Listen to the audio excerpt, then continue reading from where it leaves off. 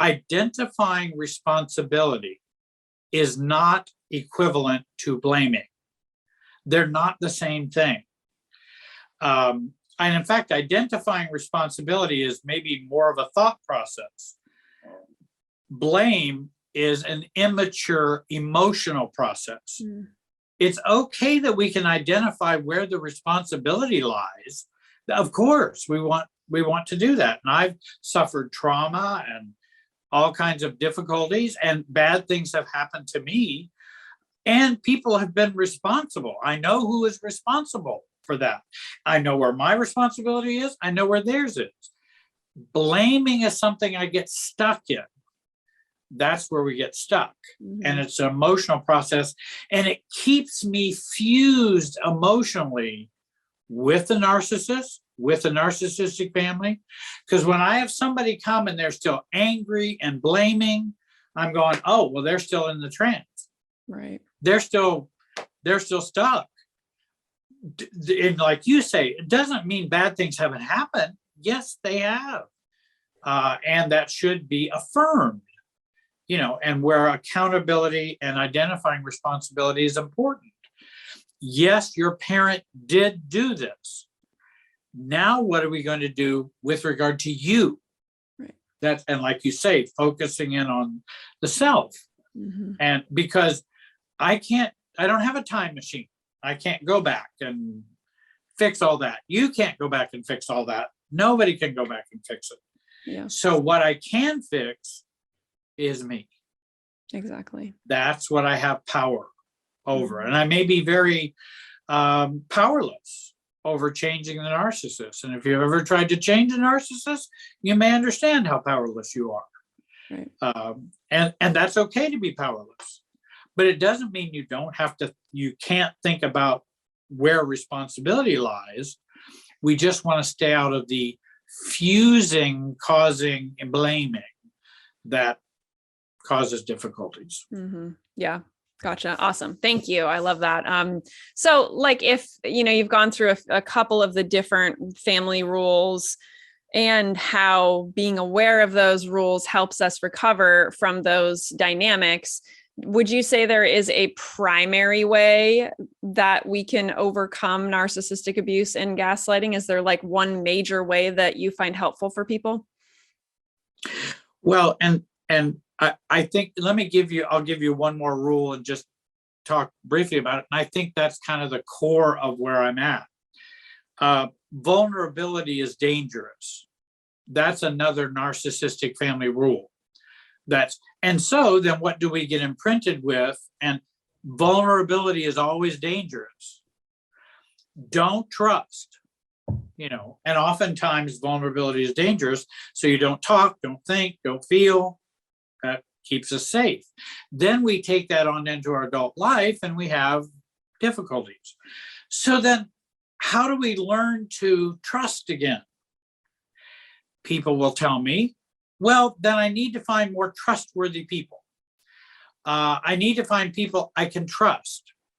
I need to tell people that I've been hurt, betrayed, abused, and then they will act more trustworthy. Well, I've not found kind of any of those ways to be the most helpful. Not that they're bad logic, but I don't, and just, whenever we meet a new boyfriend or girlfriend and we've had a bad relationship, or a wife or a husband that we've divorced and they weren't trustworthy, then we move forward and they say, hey, I just need to tell you, I've been really, really hurt. I hope you won't hurt me. Well, you're already in trouble. You're already in trouble if you have to say that. There's already difficulties. And people will say, well, how do I learn to trust? And this is one of those keys. Whenever you think about how I need to learn to interact better with other people, like trusting them being trustworthy, those kinds of things, always turn it to the self. Do you trust you? And often we don't. But we want others to be trustworthy. And in fact, we need others to be trustworthy because I don't trust me. And that's why we would tell a new boyfriend or girlfriend, hey, I've really been hurt. You need to be aware I've been hurt. So you be really careful with my heart and with my feelings. That's a Jerry problem. That's not a Beth or a Susie problem. That's a Jerry problem. Right. I've probably learned not to trust me. And I don't trust me very well. Well, people always abandon me. Well, do you abandon you? Oh, yeah, all the time. So you want other people to not abandon you. Well, let's talk about you and your abandoning you or your mistrusting you. And well, other people, I just can't find love. Well, how do you do with you and your love for you? Oh, well, I want to be loved. No, that's not the same. You may want to be loved. Do you love you? Oh, well, no, I've never learned how to love me. Are you ready? Would you like to start? How about, because that's not a how question. As I say in my podcast, it's not how, but when. It's not a how question. It's a when question. When are you going to begin to love you? When are you going to begin to trust yourself? When are you going to begin to not abandon you? So it always comes back to here in that recovery. So if there's any single kind of thing I'd say, it'd probably be something like that.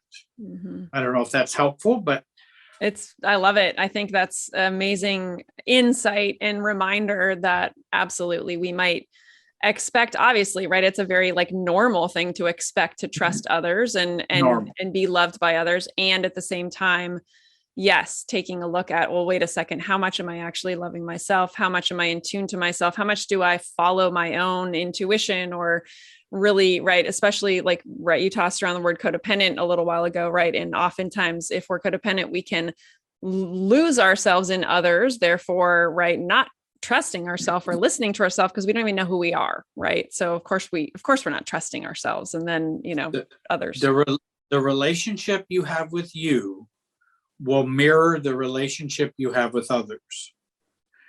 And that's a key thing to remember for your recovery. And the other thing is, it's much more hopeful because I can do something about that. I can't change other people to be trustworthy, but I could work on trusting myself more, which will lead me into more trustworthy relationships. Mm-hmm. Yeah. So I can do something about how I relate to me. Right. That's possible because I have control over that, at least some.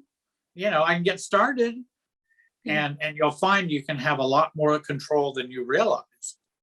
And so do you, like, for people, let's say they grew up with a narcissistic family or family member or members, now they're an adult, they've been in narcissistic relationships, maybe multiple ones, right? Lots of kind of ongoing toxic relationship cycle.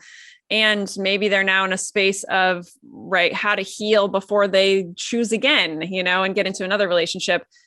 Do you recommend people have time to learn to love themselves, to trust themselves, to do all this work by themselves before getting into another relationship? Or do you think we need that right connection to be able to work on it together, but yet not together? Does that make sense? Yeah. When I was practicing as a marriage and family therapist, and one of the rules was, give yourself 6 months to a year before you date again, if you've ended your marriage or whatever. And that's not a bad rule. It's not but it's not having the time. It's what you're going to do with the time. So it's not the length of time. It's you can spend 5 years not dating and then not be ready for dating. So it's not just the time. It's the focus on, if you have been in unhealthy relationships, that tells me you have an unhealthy relationship with you. What do you need to do to work on improving that relationship with you? How much time do you need? Some people can even begin to work on it and do it in a relationship. They can do that. Well, in fact, we have to do that all the time in marriage work. I mean, I can't say go get divorced for a year and then we'll come back and see how things go. They have to do it in situ. They have to do it within life. And that's okay. You can do that. And then they'll say, well, how long do I need to take? Well, how long will it take for you to have a better relationship with you? How long will that be? How hard do you want to work? What do you want to learn? What are you going to, I mean, and if you choose not to do that, that work is still there waiting on you. Mm-hmm. I mean, it's still, you can't run from it. I wish you could. I've tried. There's lots of ways to run from it. Yes. You can drink, take drugs, be codependent. There's lots of ways to run from it. Be hyper religious, though I'm for religion or for spirituality, but you can be hyper religious, you can gamble, you can do all kinds of things. But you're going to run from it. Mm-hmm. Right? So we need to face it. We want to face it and go, can I begin to love me? I was never loved growing up, or I had narcissistic parents. Okay, you did. And you had bad 30-year relationship with a narcissist who was awful and abused you. Okay, you did. And that's awful. Now, what do we do with you? What are you going to do with you? Because I believe this is something you can do with you, is change the relationship you have with you. Mm-hmm. You'll be surprised and amazed at how it transforms everything else. Mm-hmm. I love that answer. That was great. Yes. It's not the amount of time we take. Let's say if you've gotten out of a relationship, it's not the amount of time it takes. It's what you're doing with that time. And then for all the people who are in relationship, it is, what are we doing with the time maybe we have to ourselves, or how are we practicing with others, those kinds of things. So I love that. And if we're going to spend all of our time blaming and pointing to the other spouse, other partner all the time, guess what you're not doing when you're doing that? Working on you. You're not working on you. Yeah. And I'm going, you're free to blame your spouse as long as you'd like. I'm just saying you're marching in place. You're not going anywhere. And that's okay. If you want to not go anywhere, you have a right to do that. I'm not your dad. I'm not God. You can march in place all you want. It's my job to simply say, you're marching in place. Right. That's my job.